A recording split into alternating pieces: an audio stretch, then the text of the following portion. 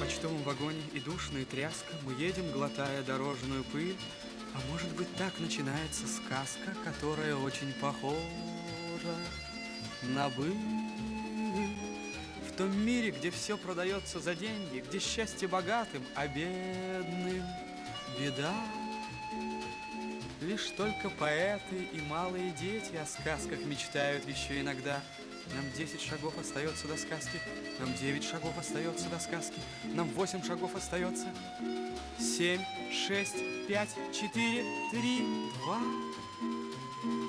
1.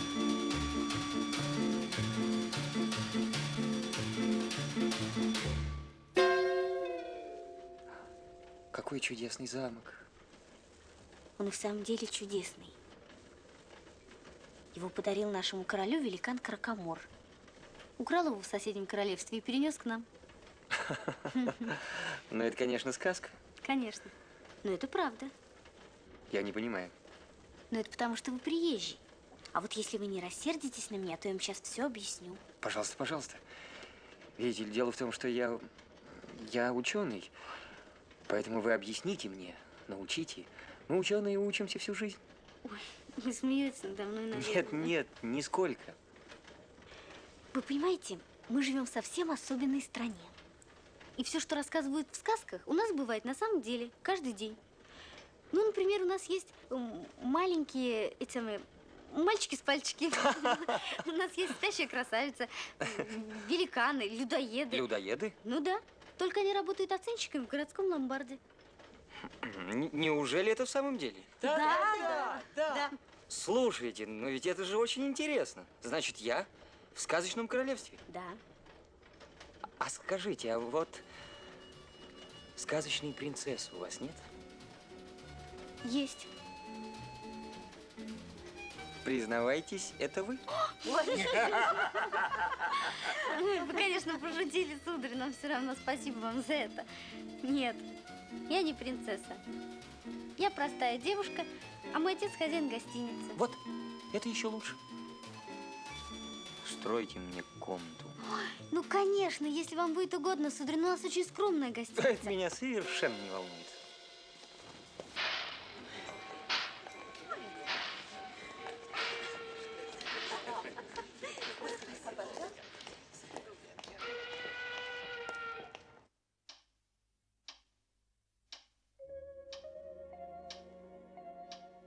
Пора спать, а мне совсем не спится.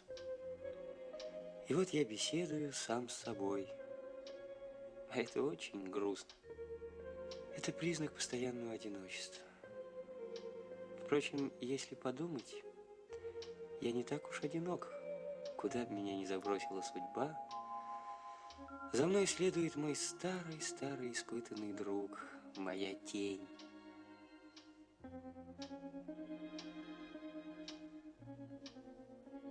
Слушай, тень. Опустились сумерки, и эта скучная комната стала волшебной. Плед, брошенный на кресло, кажется мне милую и добрую принцессой. И она пришла ко мне в гости. А эти часы, это вовсе не часы.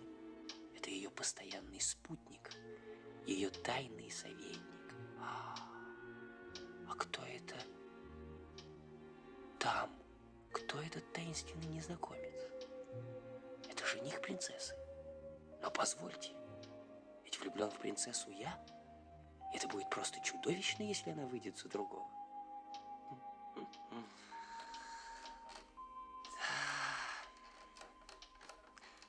Прелесть моих выдумок заключается в том, что как только я зажгу свечу, все сразу станет на свои места.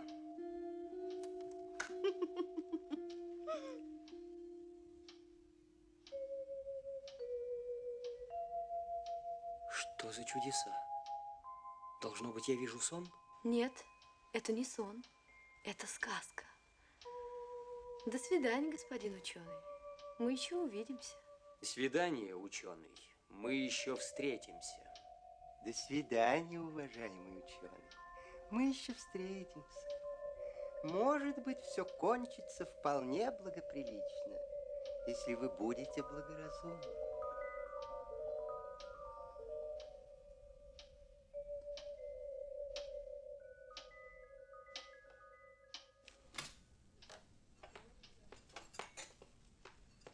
Доброе утро, господин ученый. Доброе утро, Аннунциата.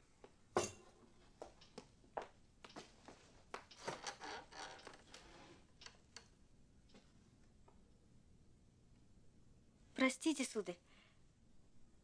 У вас вчера были гости, Гости? но я слышала голоса в вашей комнате. А, просто я уснул и разговаривал сам с собой. Простите, сударь, но я слышала женский голос. Естественно. Я видел во сне принцессу. Она пришла ко мне в гости и соизволила говорить со мной. Вы опять шутите. Конечно. Спасибо вам за это. Вы так добры ко мне. И мне так весело с вами. Наверное, мне послышались голоса в соседней комнате, и я все перепутала. Может быть, может быть. А скажи, Аннунциата, каждый, кто приезжает в вашу страну, попадает в какую-нибудь сказку? Да, сударь, к сожалению, это так. Почему, к сожалению? Ну, потому что многие сказки кончаются очень печально. Будьте осторожны. Да. Непонятно. Нет, я понимаю, чтобы не простудиться, надо плотнее укутывать горло, чтобы не споткнуться, надо смотреть под ноги. Как же уберечься от сказки с печальным концом? Ну, я не знаю, господин ученый. И все-таки вы, пожалуйста, будьте осторожны. Вы очень хороший человек, а именно таким чаще всего и приходится плохо. Откуда ты знаешь, что я очень хороший человек? А вы чем-то похожи на господина Андерсона. Он ведь жил когда-то в этой комнате. Ганс Христиан жил Да. в этой комнате? Да, ему очень нравилось здесь работать. Он говорил, что здесь очень-очень тихо. Не обращайте внимания, сударь. Это мой отец поссорился с кем-то. Он очень вспыльчив и чуть что палит из пистолета. Только ни разу никого не убил. Потому что он очень нервный и всегда дает промах. Это явление мне знакомо. Если бы он попадал в цель, то не палил бы так часто.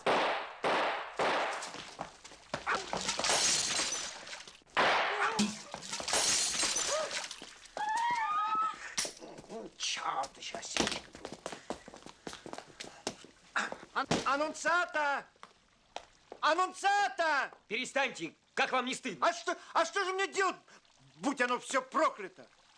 Жилец комнаты номер 15 опять ведь отказался платить. И что же, из-за этого надо в человека палить из пистолета? Да я не в него, я в 14-го. Он что, тоже не платит?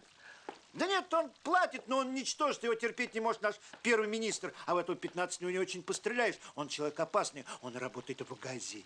Подумаешь, и пострелять нельзя. Аннунциата! Ах ты дрянь, ах ты лентяйка! Иди немедленно перезаряди мне пистолет. Ты же видишь, папа стреляет. А все нужно ткнуть носом, все нужно объяснить. Убью. Иду, папочка миленький. А я вижу, ваша дочь не очень-то вас боится. Да, черт возьми, обращается со мной так, как будто я самый лучший отец в городе. А по-моему, так оно и есть. Не ее дело это знать. А вас я давно хотел спросить. Зачем вы сюда приехали? Искать принцессу? Пронюхали про завещание? Какая принцесса? Какое завещание? Ну, бросьте, бросьте. Знаем мы вас. Ну, конечно, конечно. Каждому хочется разбогатеть. А пусть весь мир провалится в тартарары. Пьюсь, как рыба об лед, верчусь, как штопор. Не могу свести концы с концами. Еще приходится служить, чтобы не околеть с голоду. Простите, а кем вы служите? Служу, работаю. Оценщиком в городском ломбарде. Вы оценщик в городском ломбарде? А что ж тут такого?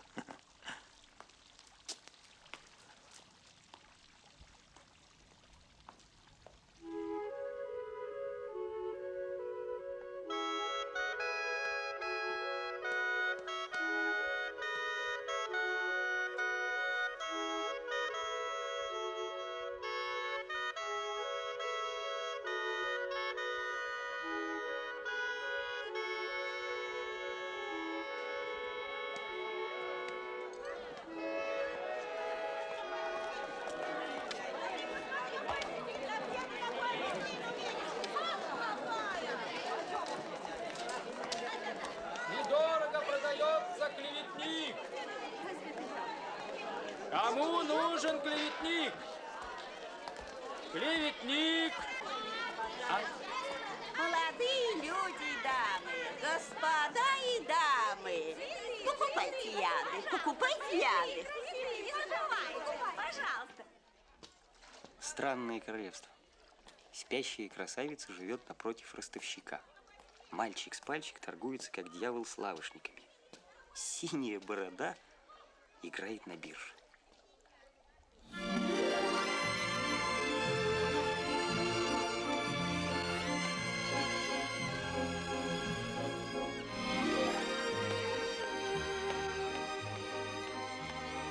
Почему вы опоздали?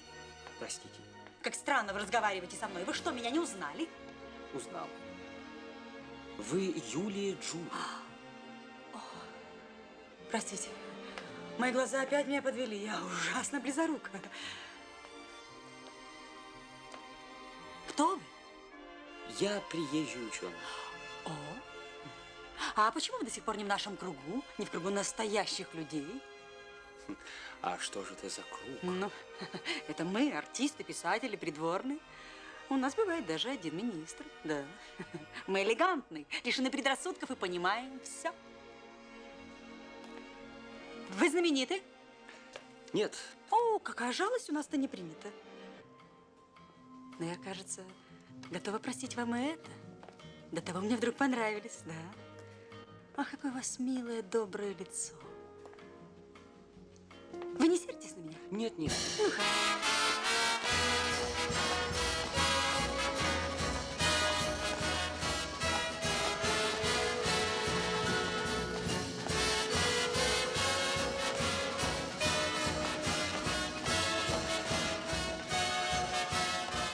Что это такое?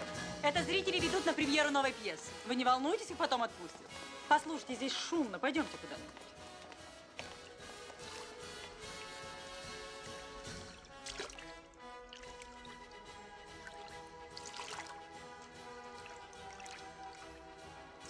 Вы знаете, мне вдруг показалось, что вы именно тот человек, которого я ищу всю жизнь. Бывало, покажется по голосу, по речам. Вот он, такой человек. А подойдет поближе, о, совсем не то. Отступать уже поздно, слишком близко он подошел. Это ужасно, да? Быть красивой и близорукой. Цезарь, что вы здесь делаете? Я подслушивал. Вам нравится моя Не откровенность? отвечайте. Если вы скажете «да», он вас возненавидит. Скажете «нет», он будет вас презирать. О! Юлия, злая Юлия. Разрешите представиться. Цезарь Борджа, журналист. Вы обо мне слышали? Нет. Еще услышите. А как вам нравится мое имя, а? А моя трость? А моя улыбка? Это тот человек, с которым я вас перепутала. Как я могла ошибиться? Он хочет нравиться всем на свете, и он раб моды. Когда в моде был загар, он загорел как негр. Потом загар вдруг вышел из моды, и тогда он решился на операцию. Кожа из-под трусов – это было единственное белое место на его теле. Врачи пересадили ему на лицо. Я надеюсь, операция вам не повредила? Ну что вы, нет, он стал еще бесстыднее. И теперь пощечина называет просто шлепок. Ха. О, Юлия. Почему же вы дружите с этим человеком? Я? Да я пишу о ней рецензии. Очень неблагодарная работа. Выругаешь человека, а он недоволен. Ну что же, отплатите мне откровенностью за откровенность. Пожалуйста. Зачем вы приехали к нам? Я приехал к вам, чтобы изучать историю вашей страны. Вы профессор. Нет. Так вот, профессор, со мной не нужно хитрить. Я знаю, зачем вы приехали к нам. Знаю. Услыхали про завещание. Опять это завещание. Объясните мне, наконец, что это такое? Нет, не объясню. Нет. Я только хочу власти, хочу почет, хочу славы, И хочу он думает, денег. что их достоин? Странно. Вчера вечером мне казалось, что я приехал в страну сказок. А ваша страна, увы, похожа на все страны в мире. Сказки? Скучнейшая проза жизни, серые будни. Вечная нехватка денег. Это же надо себе представить. Я, Цезарь Борджа, имя которого известно всей стране в целях заработка, еще вынужден служить Простите, а кем вы служите? оценщиком. Оценщиком в городском ломбарде.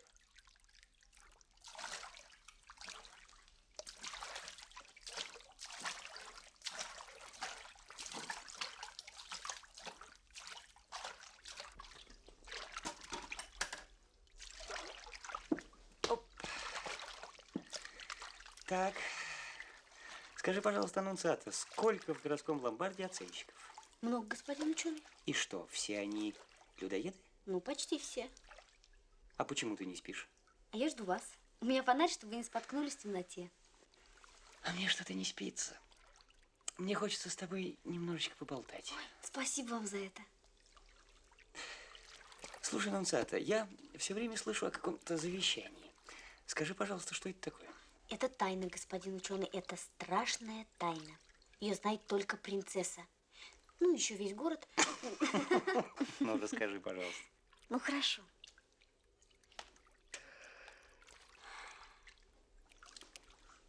Наш последний король был Людовик IX Мечтательный. Ну, мальчишки назвали его не мечтательным, а дурачком, но это совершенно неверно. Покойный, правда, показывал им язык, высунувшись в форточку. Но они же сами были виноваты. Зачем же они его дразнили? И бедняге очень не везло с министрами.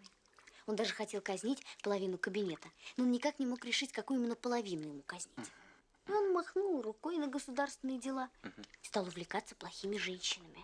Неужели? Да-да-да. И это очень его утешило. Но, с другой стороны, расстроило его здоровье. И он поболел и умер.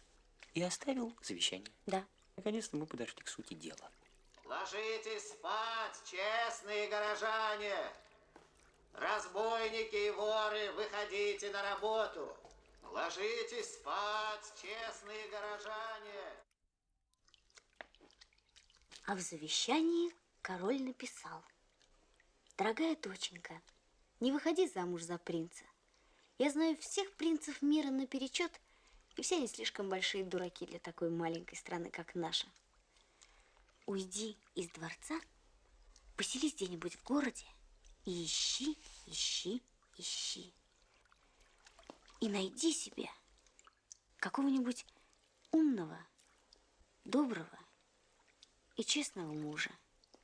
Пусть это будет незнатный человек, а вдруг он сумеет хорошо управлять страной. А? Вот было бы здорово. Так постарайся, пожалуйста, папа». Так и написал?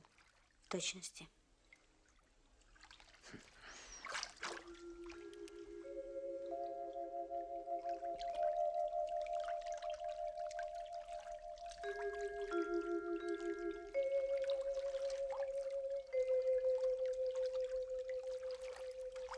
Ну, не смотрите на эту девушку. А вдруг она плохая женщина?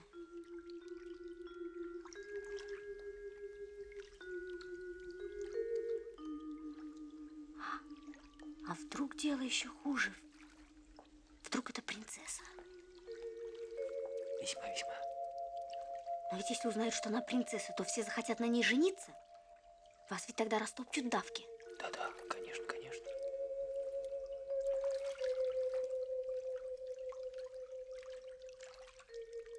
Ну, какая несчастная девушка, сударь.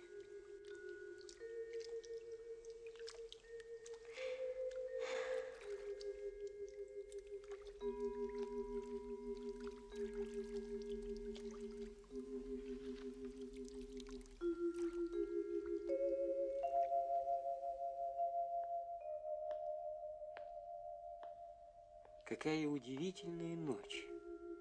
Если б не вечное мое беспокойство. Если бы не казалось мне, что весь мир несчастен из-за того, что я еще не придумал, как его спасти, то было бы совсем хорошо. Падающая звезда. А я, как всегда, не успел загадать желание.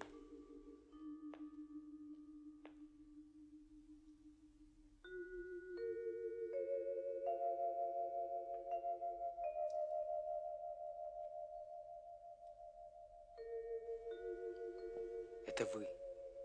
Откуда вы меня знаете? Вас нельзя не знать.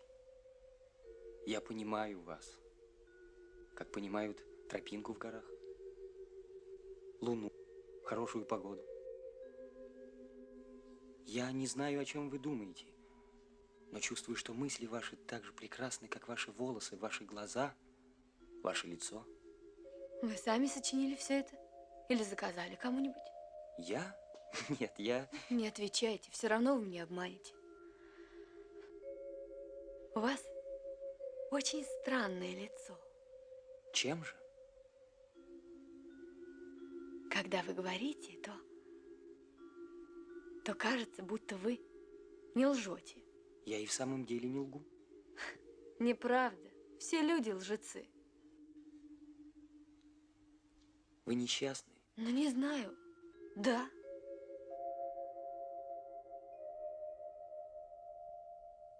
Почему? Так.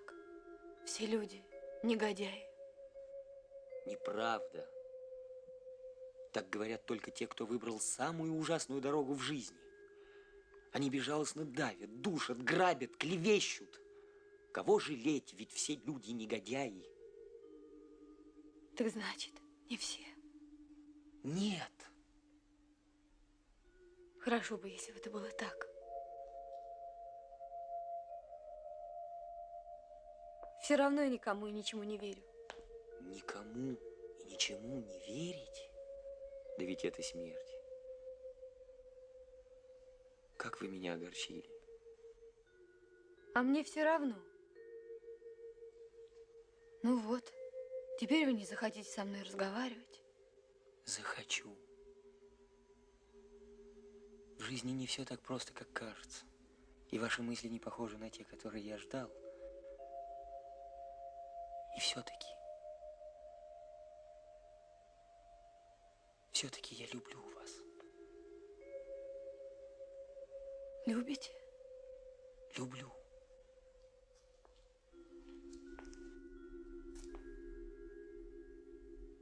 Уходите.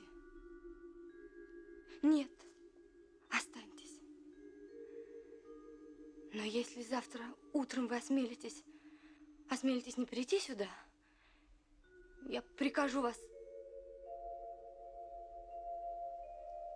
Нет, я просто ужасно огорчусь.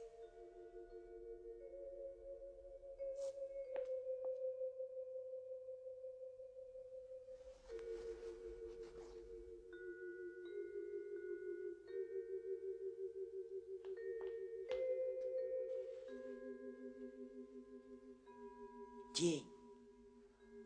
Моя добрая, послушная тень. Пойди туда, к ней. И скажи, мой господин так любит вас, так любит, что вы ничего не бойтесь и не огорчаетесь. Все будет прекрасно. Никуда ты не пойдешь.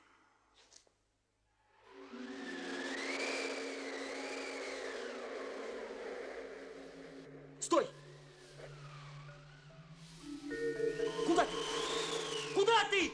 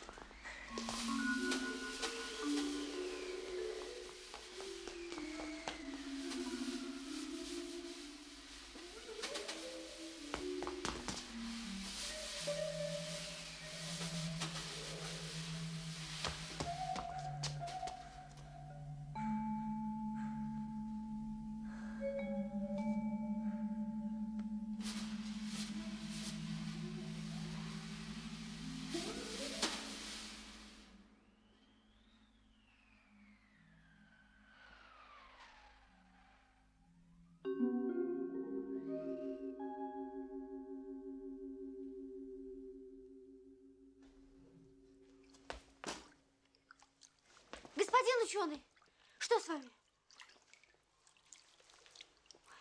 Вы живы? Ну, что же вы молчите, господин ученый? Отец! Отец! Что ты орешь-то? Ты же знаешь, папа Я подслушивает. не заметила. Родного отца не замечает, тоже ли? Добрый вечер. А, вы тут как то. Да. Так, берите его за ноги.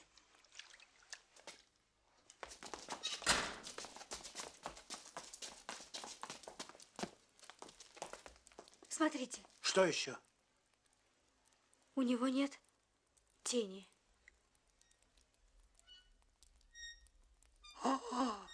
Этого только нам не доставало. А вдруг эта болезнь заразная? Все мои жильцы разбегутся. Человек без тени – это самая печальная сказка на свете. Ну-ка, пойди принеси ему подушку и одеяло. Живо. Бьюсь об заклад. Вот та девчонка у решетки была принцесса. Похоже на то. Ну что ж вы не палите из пистолета, не клянете всех и вся, не кричите? А, нет. В серьезных делах я тих.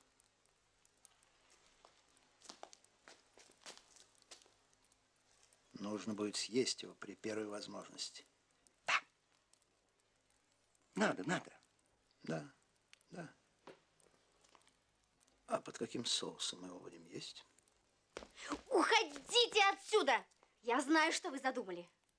Убью! Вот она, любимая дочь. Родного отца не уважает. Ничего святого. Пьетро.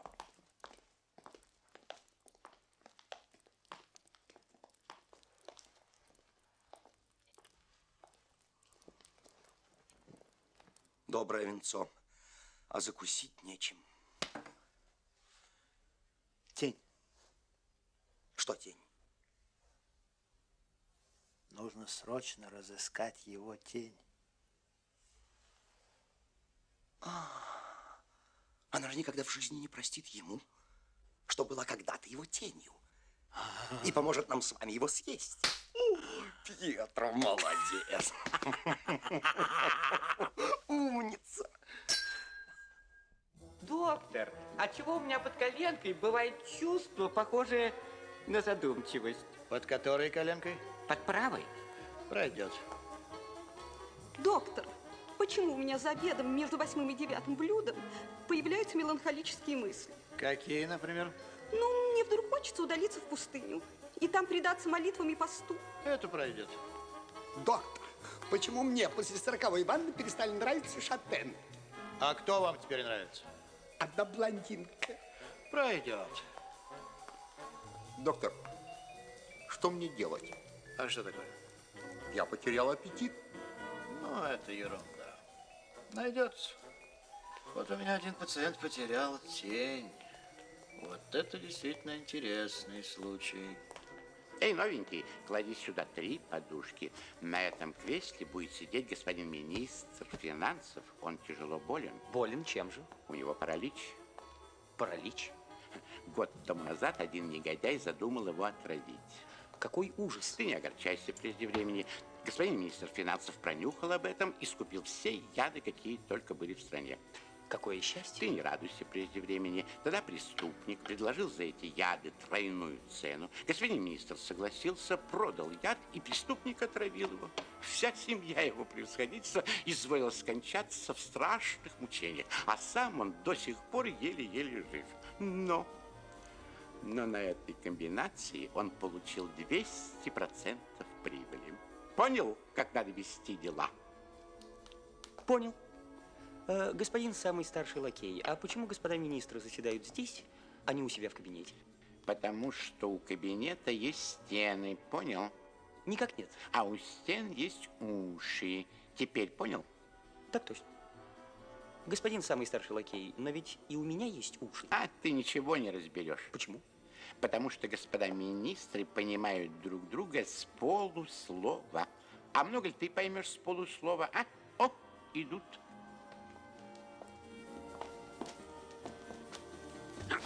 Слуги, придайте мне позу озабоченного раздумья о благе государства. Быстро.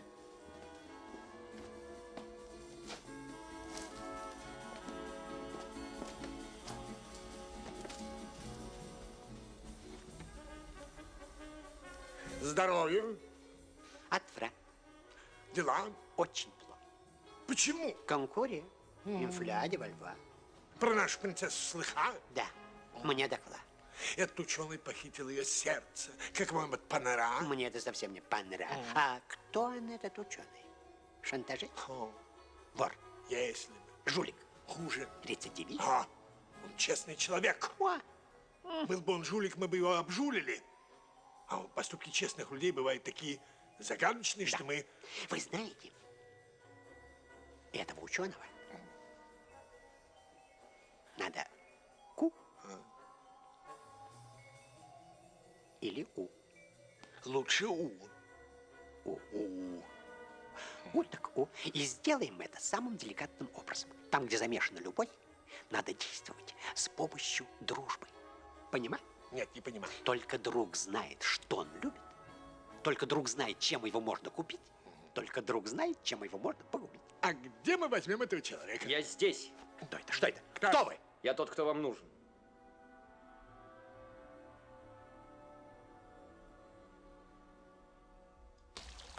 А знаете, доктор, я совсем здоров. Да-да. Потерять тень – это все равно, что сбрить бороду. В первый день чего-то не достает, ну а потом привыкаешь. И все-таки я вас выслушаю. Пожалуйста. Вздохните. Так. Вздохните тяжело. Так. С облегчением вздохните. Так. Посмотрите на все сквозь пальцы. Махните на все рукой. Так.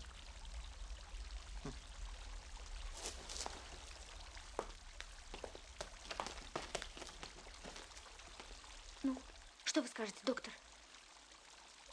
А он же говорит, что он совершенно здоров. Да, он здоров, у него растет новая тень, но дела его плохи.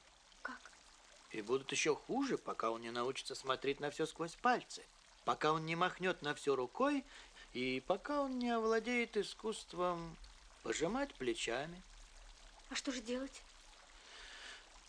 Ну, ответьте. Доктор, пожалуйста, ответьте. Ну, ему надо беречься. Беречься. А он улыбается. Доктор, поговорите с ним. Поговорите с ним, пожалуйста. Кристиан Теодор, выслушайте меня, наконец. Это верно, что вы собираетесь жениться на принцессе? Конечно. Доктор, запретите ему. Ему это вредно, правда? И он знаком с ней всего неделю. Ну? Милая девочка, тут на юге все растет очень быстро. В том числе и любовь. Да. Христиан Теодор, вы мечтаете как можно больше людей сделать счастливыми? Да, мечтаю. Но женившись на принцессе, вы станете королем.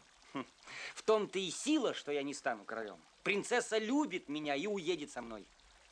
И я докажу самым нелюбопытным и самым непонятливым, что королевская власть бессмысленна и ничтожна. И люди вас поймут? Поймут.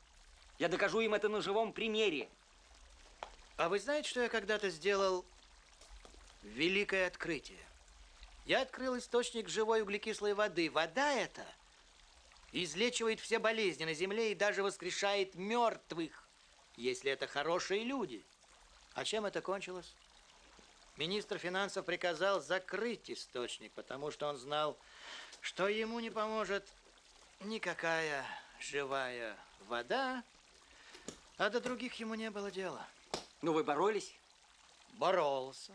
Я боролся, как бешеный. Но они победили, и я решил махнуть на все рукой. Чем же вы живете? Ради чего вы живете? Как же, вот поправился больной, вот жена уехала на 3 дня. В газетах пишут, что я все еще подаю надежды. Ну, мало ли.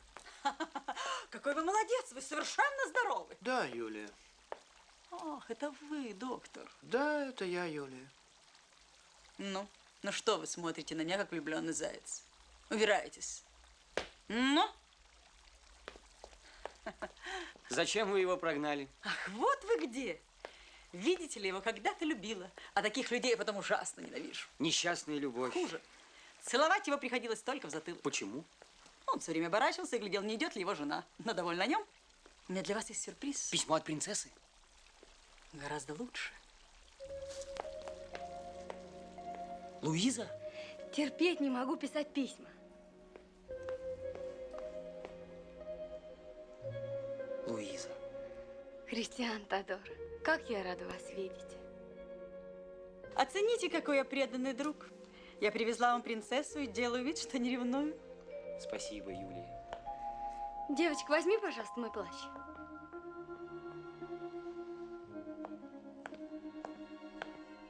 Девочка, принеси, пожалуйста, стакан лимонаду. Нет, лучше стакан воды. Нет, лучше лимонаду. Луиза, любите ли вы меня по-прежнему? Нет, я люблю вас 1000 раз сильнее, чем раньше. Луиза, давайте уедем отсюда навсегда. У меня предложение. Давайте завтра встретимся на вокзале, возьмем билеты и уедем отсюда навсегда. Вы согласны? Христиан Теодор, когда вы так говорите, то я не понимаю, о чем вы меня спрашиваете. Я слушаю только звук вашего голоса. Я не знаю, чем вы меня просили, но я согласна. Он сказал, что завтра вечером он увезет вас из этой страны навсегда. Вот и все.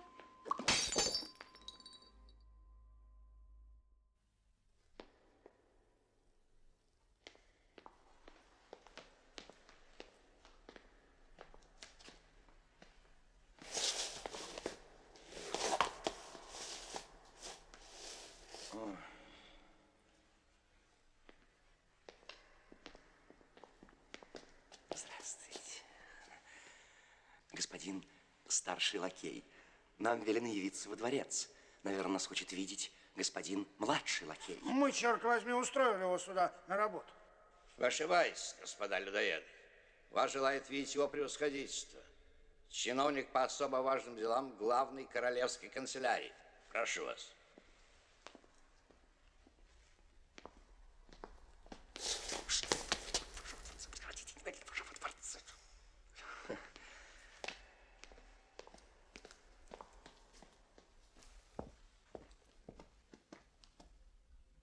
Как вам это удалось?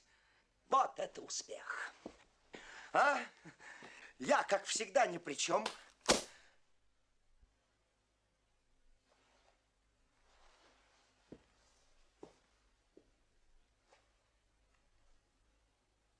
Спасибо, ваше превосходительство, что не забыли ваше превосходительство. Я вас не забыл. И не забуду впредь. А вы должны забыть, кем я был, и помнить, кем я стал. А теперь слушайте меня внимательно. Мне поручено дело номер 8989 о замужестве принцессы. Принцессы? Здесь есть все.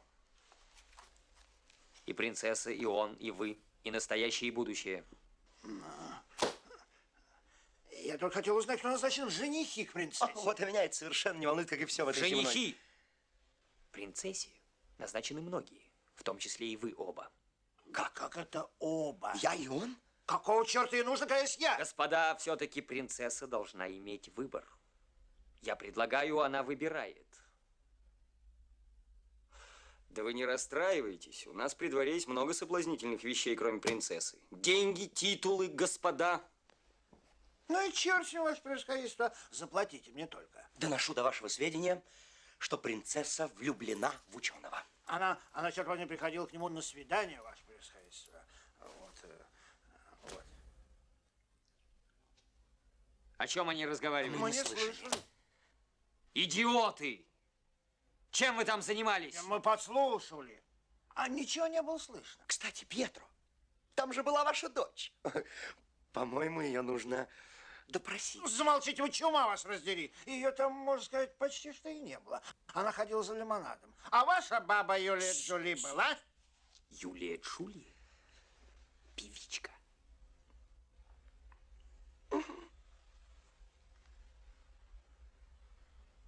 Это интересно.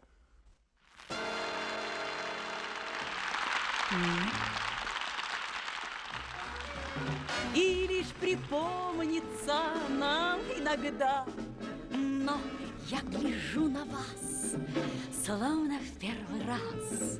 Мне не нравится выражение глаз. В них видна любовь, в них безумие вновь. Я уверяю вас, да-да-да-да, да-да-да-да-да, да-да-да-да-да, да-да-да-да-да, да-да-да-да-да-да-па-па-па-па-ри-дай. Лакеи, придайте мне позу, располагающую к легкой, остроумной болтовне.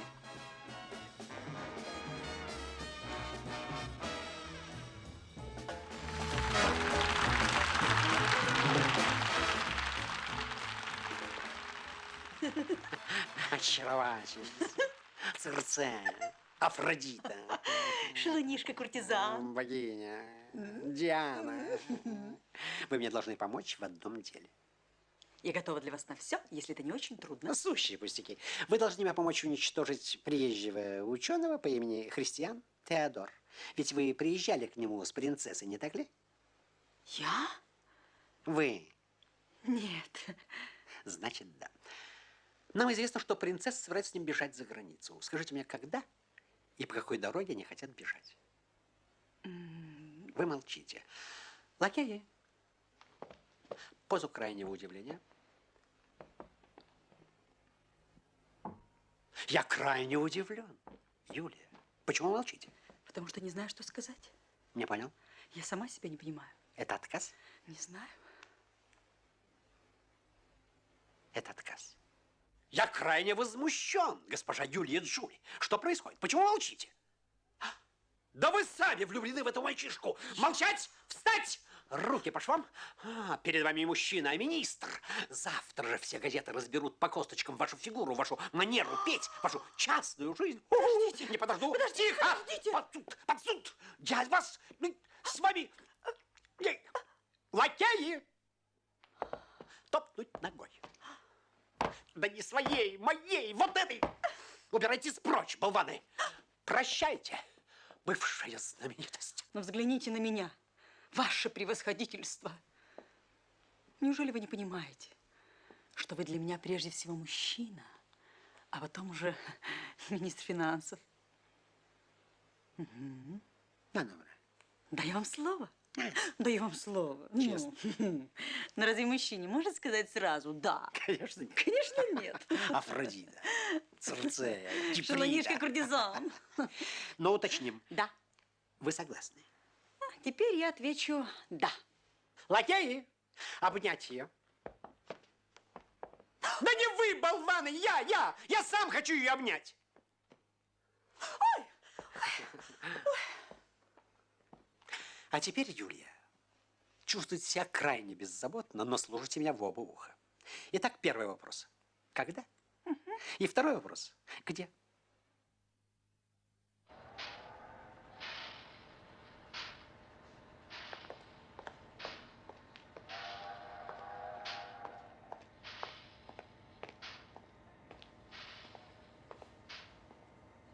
Простите, вы не узнаете меня? Простите? Нет. Тогда посмотрите на меня внимательнее. Что такое? Я чувствую, что я знаю вас. И знаю хорошо, но... А мы столько лет прожили вместе. Что вы говорите? Уверяю вас, мы выросли вместе. Я следовал за вами неотступно. Я беззвучно повторял все ваши слова. Вы мало обращали на меня внимания. А ведь часто я бывал выше вас. Поднимался до крыш самых высоких домов. Так значит, вы? Чш. Да. Я твоя тень. Моя тень? Не сердись на меня за то, что я покинул тебя. Но ведь ты сам послал меня к принцессе. Конечно, конечно. Я ничуть не сержусь на тебя. Правда, я без тебя болел. Но теперь все хорошо. Скажу даже больше. Сегодня самый прекрасный день в моей жизни. Сегодня самый несчастный день в твоей жизни. С чего ты взял? Принцесса не придет сюда. Первый министр узнал о ваших планах. Принцессу посадили под замок. А тебя он приказал убить. Куда ты? Во дворец. Я должен увидеть ее, освободить. Негодяи, они убьют тебя. Кристиан Теодор, друг мой, брат мой, поверь, еще и солнце не взойдет, как ты будешь мертв. Что же делать? Подпиши это.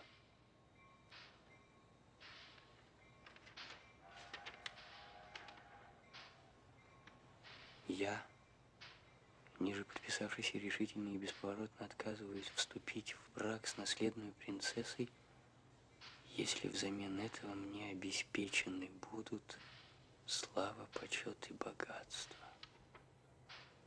Ты что, серьезно предлагаешь мне подписать это? Подпиши. Если ты не мальчик, если ты настоящий человек. Да как ты смеешь? Слушай меня. Эта бумажка успокоит их. Принцессу сегодня же выпустят, и вы сегодня же уедете отсюда. Я не могу. Я умоляю тебя, подпиши.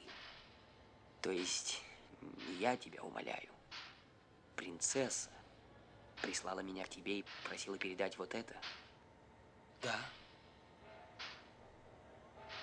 Это ее перчатка. Подписывай. Подписывай.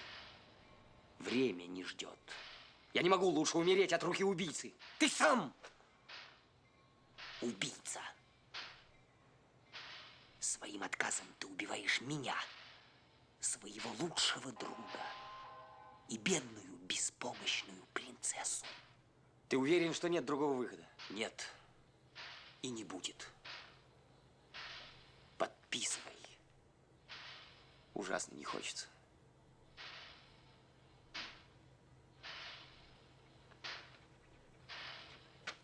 Приложи свою печать.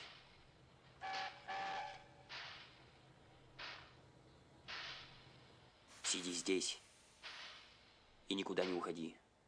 Через полчаса я привезу сюда принцессу.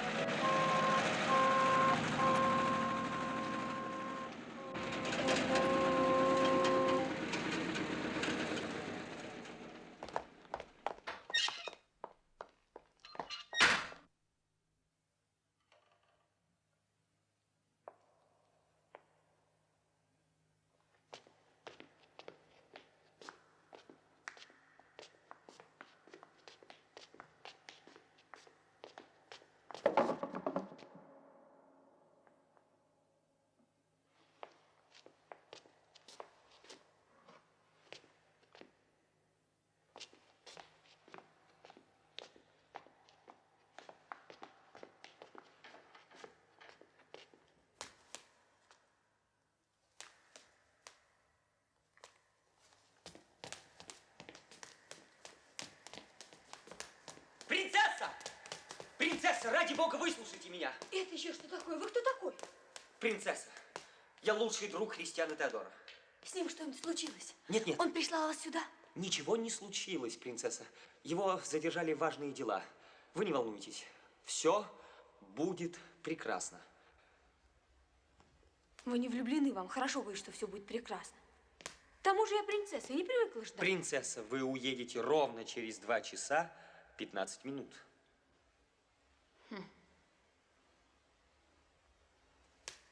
А эти 2 часа 15 минут он прислал вас развлекать меня?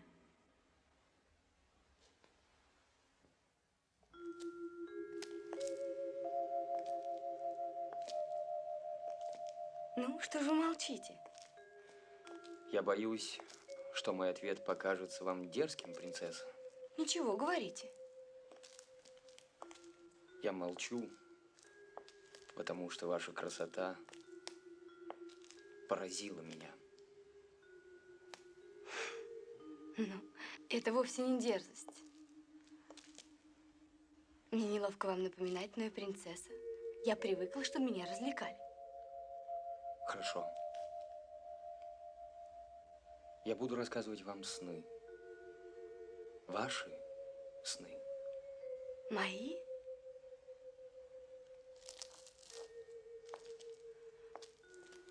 Вчера вам приснилось, будто стены вашей комнаты превратились в морские волны, и вы крикнули «Христиан, Теодор!» И он появился в лодке и протянул вам руку. Откуда вы все это знаете? Любовь творит чудеса. Любовь. Да, я глубоко несчастен.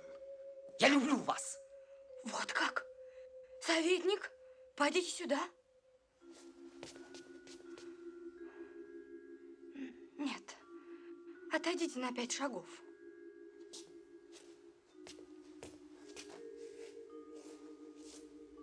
Я до того полон вами, что ваша душа мне ясна так же, как моя. Я знаю все ваши сны, и страшные, и смешные, и такие, какие можно рассказать только на ухо. Нет. Однажды вам приснился не Христиан, Теодор, а кто-то другой. И именно это вам было приятно, принцесса. И вы с ним... Советник.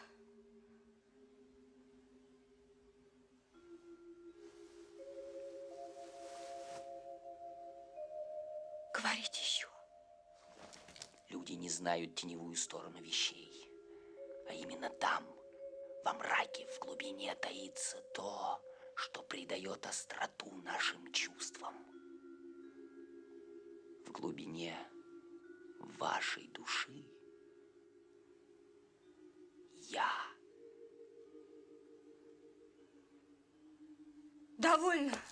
Я опомнилась. Читайте это.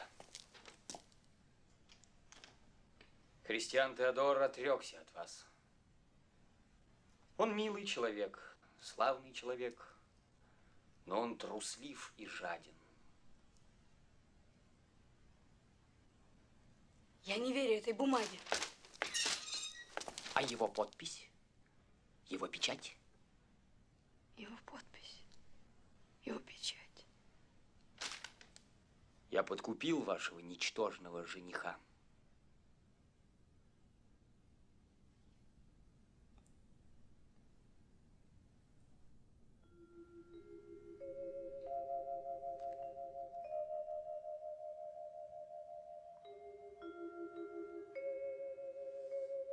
Но вы даже не даете мне опомниться. Ну почем я знаю, может быть, вы тоже не любите меня.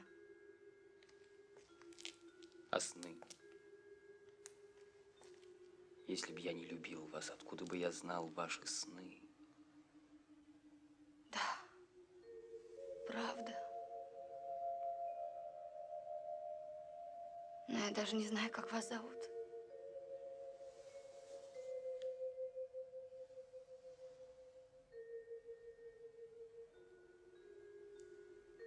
Теодор Христиан.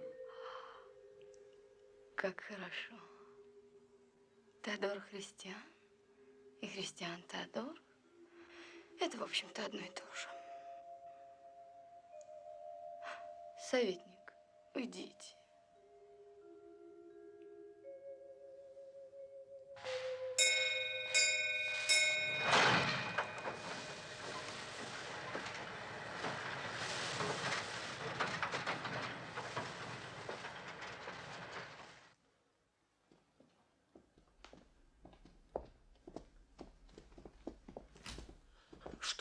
Что это значит? Молокосос, нахал! Тайные советники видели вас в обществе принцессы. Как вы посмели? Кто вам позволил? Кто это вам позволил? Тихо. Тихо.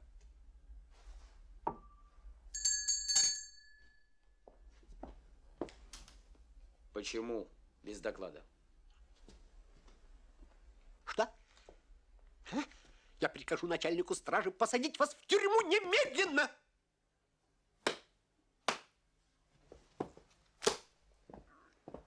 Знакомьтесь, мой новый смотритель тюрем, мой новый начальник стражи. Очень приятно. Господа, дело номер 8989 закончено. Принцесса выбрала себе жениха. Кого же? Что? А? Я не знаю, как к этому отнесутся деловые круги. Начнутся всякие перемены. Мы этого терпеть не можем. Никаких перемен. Никаких планов. Никаких планов. Никаких мечтаний. Никаких мечтаний. Ясно? Поздравляю. Поздравляю, ваше превосходительство. Поздравляю, Поздравляю. ваше превосходительство. Величество. Так, Я вас величество, да, поздравляю. поздравляю. Поздравляю, от души поздравляю.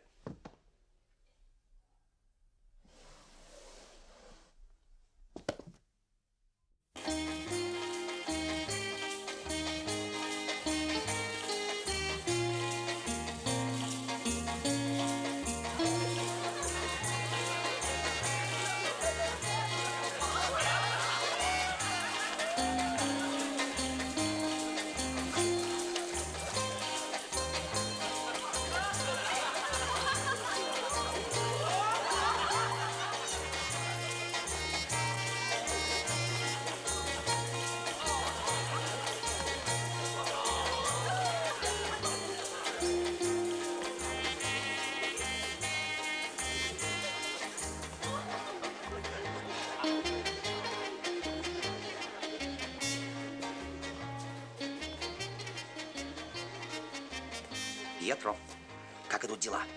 Все в порядке. Народ ликует. Еще бы не ликовал. Сапоги.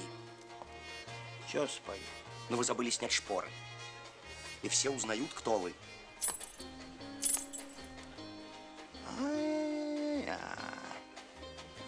А я нарочно. Спокойно. Ходишь, понимаешь, позвякаешь шпорами и слышишь только то, что тебе приятно услышать. Хвалят короля, хвалят меня.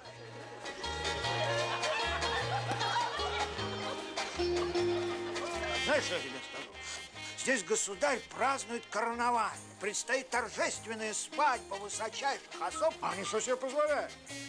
Парни и девки целуются в 2 шагах от дворца. В доме номер 8 жена портного вздумала сейчас рожать.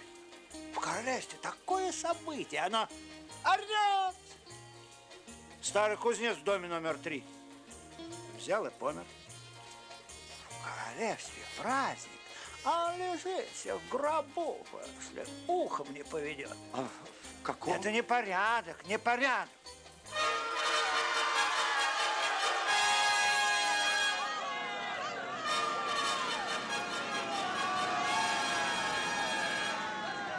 Луиза! Луиза! Он обманул вас! Луиза, ради бога, выслушайте Уходите меня! прочь отсюда! Вы негодяй и жалкий трус! Луиза! Теодор Христиан, дорогой мой, увези меня отсюда немедленно.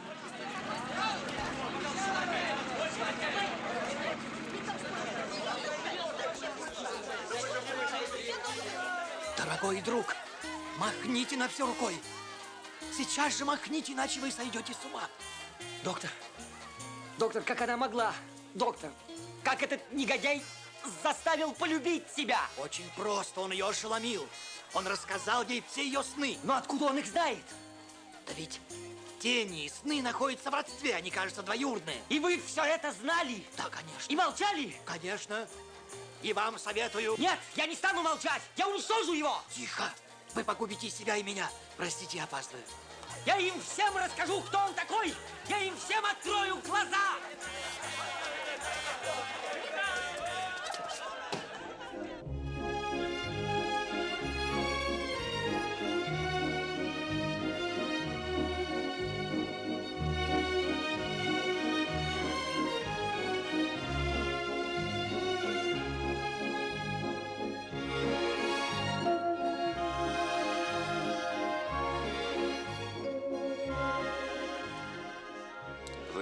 Любите мороженое?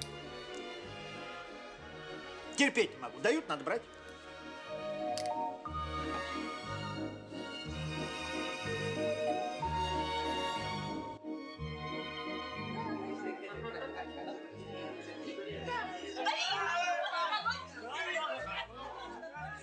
Господин ученый. Господин ученый, как я рада вас видеть. Аннунциата, что ты здесь делаешь? Да мы переехали сюда. Вы понимаете, у меня ведь папа теперь начальник дворцовой стражи, и он приказал не выпускать меня за ограду. И я даже письма не могла вам написать. А вы, наверное, подумали, что и я тоже от вас отказалась. Ты должна помочь мне проникнуть во дворец. Как? Вы хотите ее видеть, но ведь она же вас так обидела. Все равно я должен Нет, там господин быть. ученый, нет. Ну, я все что угодно для вас сделаю, но только не это, ну. Все, что угодно, только не это. Простите меня. Не сердитесь. Я буду вам помогать. Я очень верная девушка, сударь. Аннунциата, какая грустная сказка. Вы все-таки здесь? Я должен сказать то, что я знаю. Это же самоубийство, они отрубят вам голову. Не верю. Я живой, а он тень. Тихо. Что вы делаете? Может быть, я сошел с ума, я не знаю. Как вы можете идти туда безоружной? Но запомните хотя бы вот эти слова. Тень, знай свое место. Я не понимаю. Тихо. Все эти дни я рылся в старинных книгах о людях, потерявших свою тень. И вот, наконец, в одном трактате я вычитал следующее, что если хозяин тени крикнет ей «Тень, знай свое место», она снова превратится в тень. Только на 1 минуту. Это замечательно. И все убедятся, что он тень. Спасибо, доктор. Я думал погибнуть, но победить куда лучше. Только обо мне ни слова, я с вами не виделся. Ой, куда он побежал? Я никак не могу за ним угнаться. У него такие длинные ноги. Туда.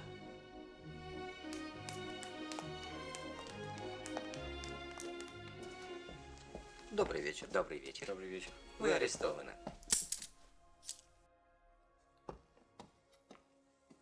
Наручники? Снимите немедленно.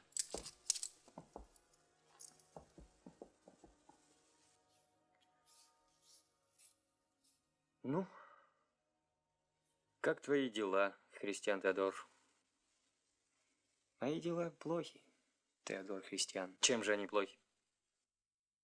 Я очутился в полном одиночестве. Что ж твои друзья? Им наклеветали на меня. А где же та, которую ты так любил? Она теперь твоя невеста. Кто же во всем этом виноват, Христиан Теодор?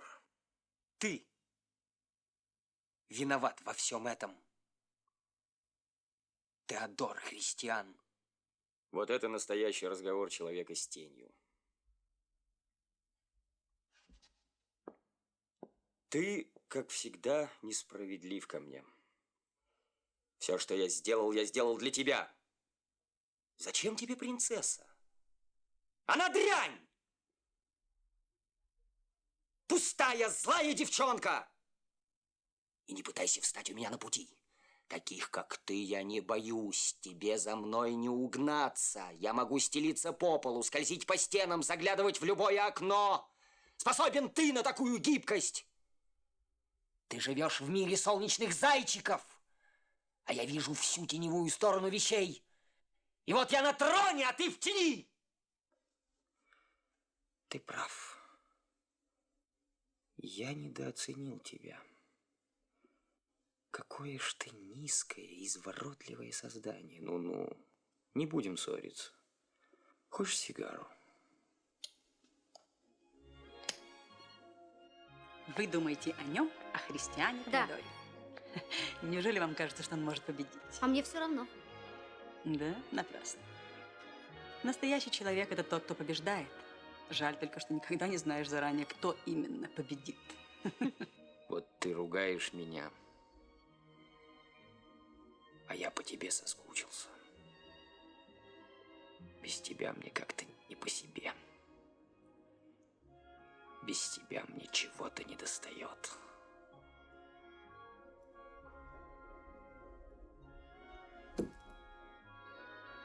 Я хочу сделать тебе деловое предложение. Какое же?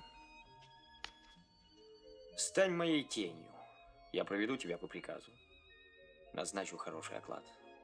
Я человек, а человек не может быть тенью. Ошибаешься!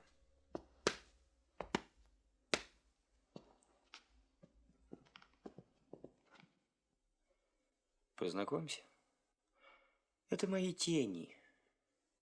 Дневная, утренняя и вечерняя. Между прочим, это не какие-нибудь. Вот этот маленький магистр философии. Смотри!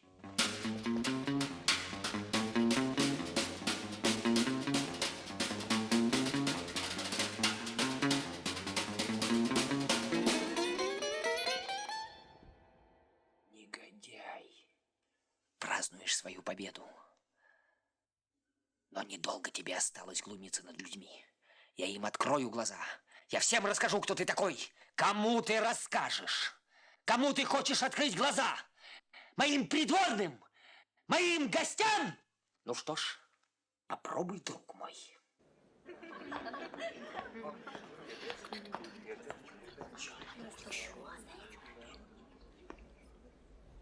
Садитесь. Нельзя. Садитесь. Не смей. Садитесь. Ну так уж и быть. Господа, мой ученый друг Христиан Теодор желает сделать какое-то интересное сообщение. Послушаем его. Господа, тот, кто сидит перед вами на троне, не человек, а тень! Моя тень! Стража! Хватайте его! Не спешите.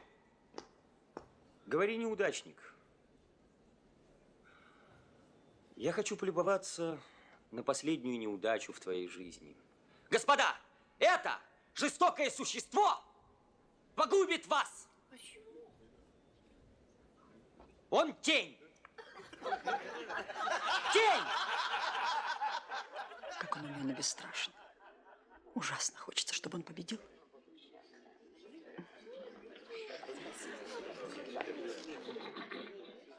Юлия, мы с вами так дружили. Объясните им, кто я и кто он. Богиня, я вас обожаю, но если вы позволите себе лишнее, я вас в порошок сотру.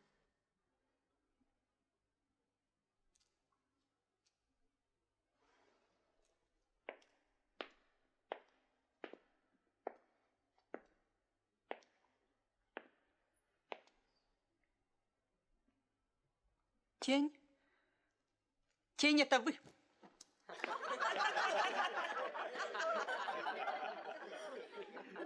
Неужели же я разговариваю в пустыне? Нет! Нет! Отец все время грозил, что он убьет вас. И поэтому я молчала. Вот тень! Вот она! Честное слово! Нет, она не может быть свидетельницей. Почему? Не может. Влюблена она в вас. Во как. Ага. Это правда, Аннунциата? Да, правда. Простите меня за это. Спасибо.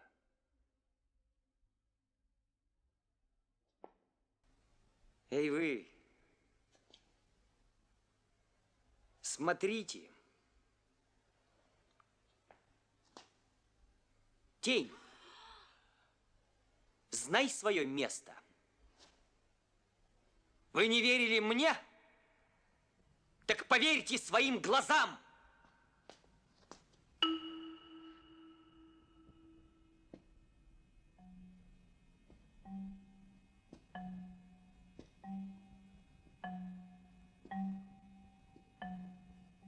Тень, знай свое место.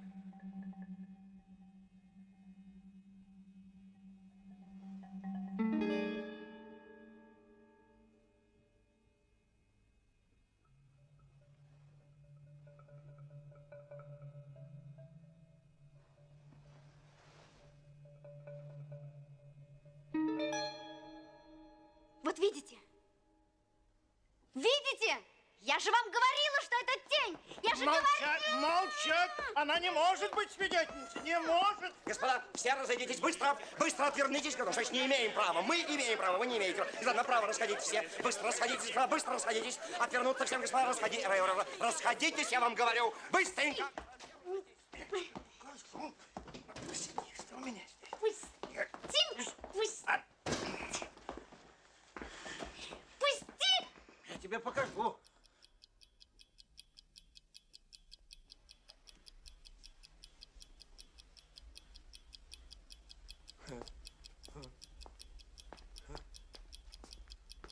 Лично я не вижу ничего особенного. Ну, похудел, ну, почернел. С кем этого не бывает? А он вообще себя очень плохо чувствует. Прилег отдохнуть? Да. Доктор.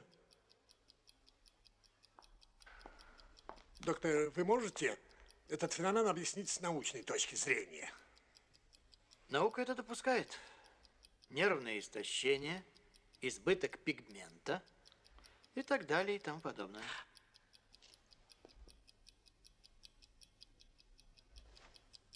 Минута истекла.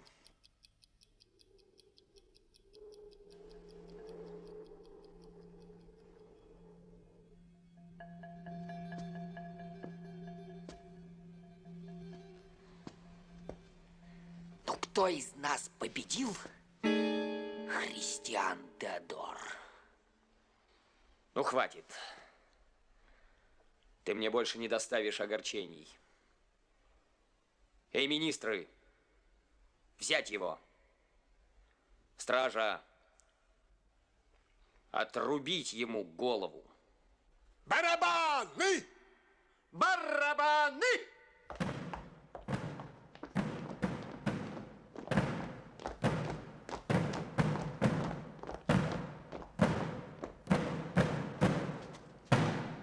Эй, стража! Увести арестанта!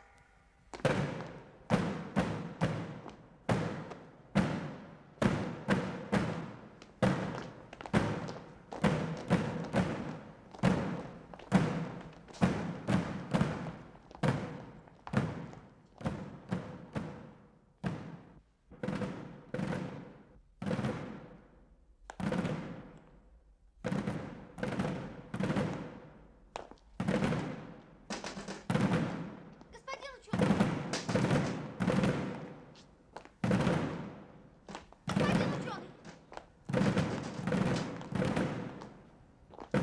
Господин ученый! Господин ученый! Господин ученый!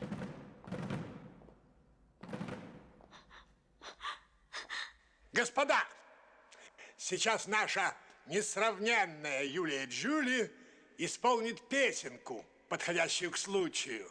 Не стоит голову терять. Не стоит голову терять. Это прекрасно.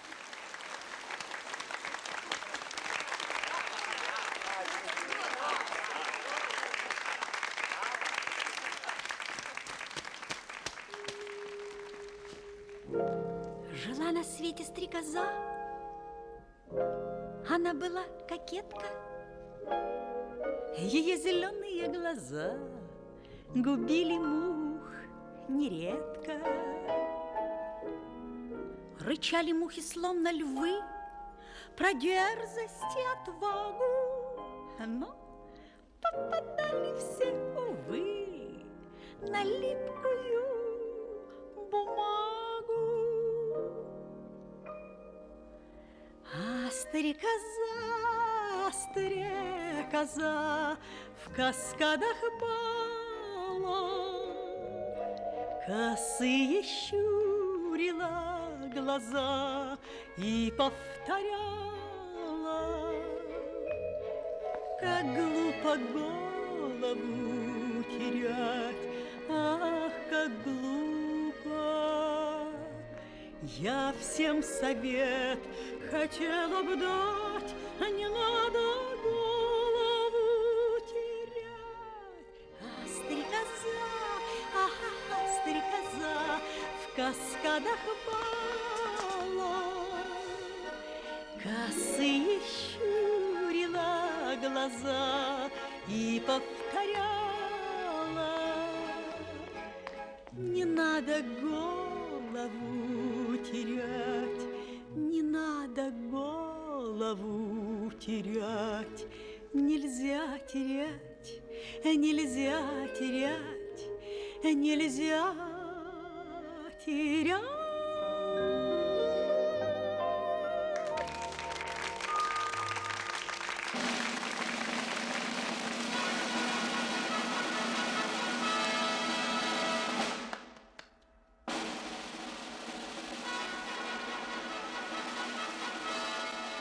Господа, вас это совершенно не касается. У кого есть голова на плечах, веселитесь, танцуйте, развлекайтесь. Объясните, пожалуйста. Конечно, конечно, все Веселитесь. танцуем, все радуемся, развлекаемся. Все танцуем хорошо, танцуем, все счастливы, наслаждаемся все. Хорошо, все у нас, все хорошо, вы обнимаетесь, с ума сошли. Быстренько все разошлись, разобрались, все разошлись быстро. Быстро, все потанцевали, довольно. Куда пошел? Не рассчитал. Ведь это же его тень. Тому отрубили голову, и он, конечно, естественно, укоротился. Сейчас же. Сейчас же. Что случилось, ваше высочество? Сейчас же исправить его. Я не хочу, не хочу, не хочу. Умоляю вас, успокойтесь. А что вы сказали, если ваш жених потерял голову? А он потерял голову от любви к вам. Да. Если вы сейчас же не исправите его, я прикажу вас повесить. А вам отрубить голову. У всех принцесс целые мужья. А у меня вон что. Свинство какое. Лакеи, придайте мне позу Эврика.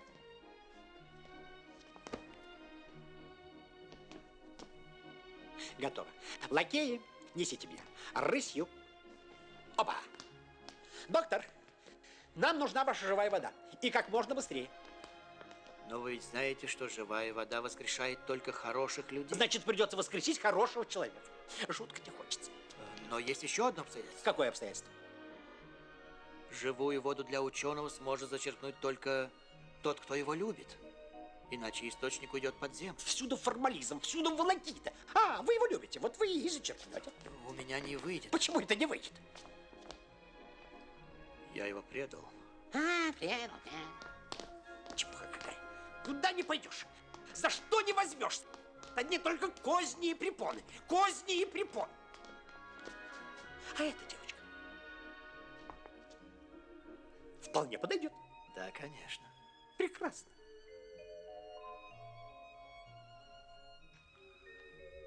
Кажется, мы связались с неудачником. Потерять голову в такой важный момент. Болван, да еще при всех. Шел бы к себе в апартаменты и терял бы там что угодно. Скотина. Бестактное существо. Не, надо его съесть, а? А может удрать? Поймаю. Не, надо его съесть. Ну уж придется. Съесть, говорю, все.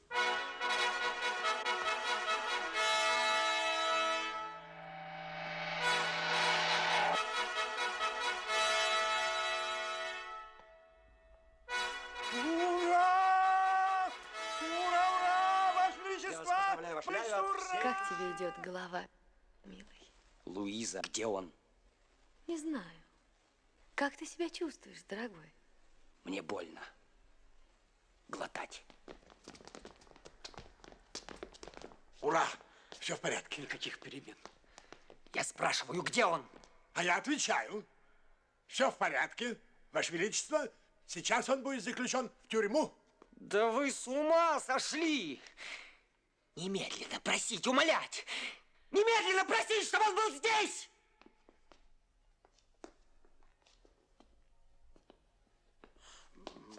Просить и умолять, и шагом марш, шагом марш.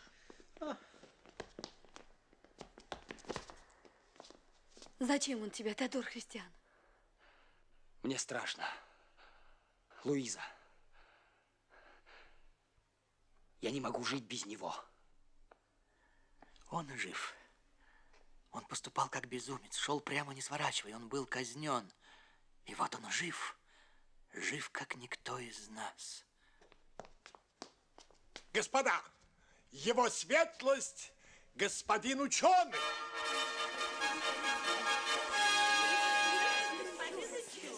Господа, я пришел, чтобы сказать вам прощайте. Я уезжаю из вашей страны. Нет! Нет! Христиан Теодор, я прошу тебя, останься со мной. Останься. Хочешь, я назначу тебя первым министром? Почему первым министром? Вот министр финансов. У него ужасное состояние здоровья. У кого это ужасное состояние здоровья? У вас. У меня? Да.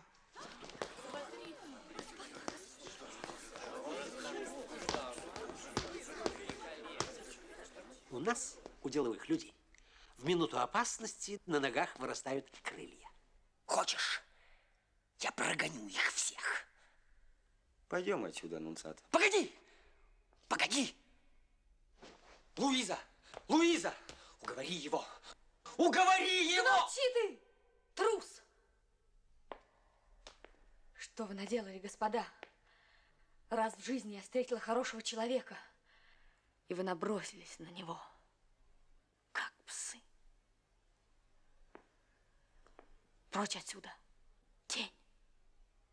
Стража, взять его. Пожалуйста, стража, взять его! Я его бараним рог согну. Долой тень! Хватай его! Хватай!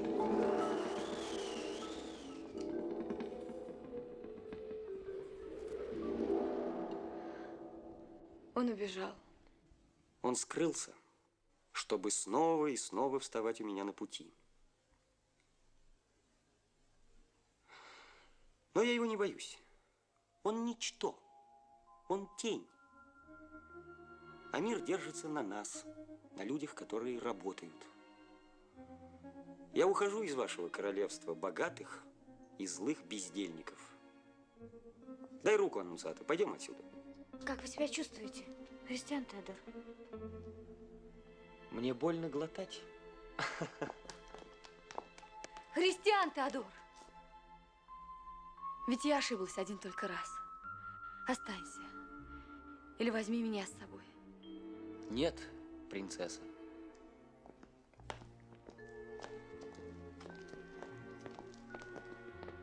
Христиан Теодор, не уходи. Прошу тебя, останься. Господа, просите его. Ну, попросите. Останьтесь, ну, пожалуйста, останьтесь, попросите. Ну, останьтесь, побудьте у нас. Куда же вы?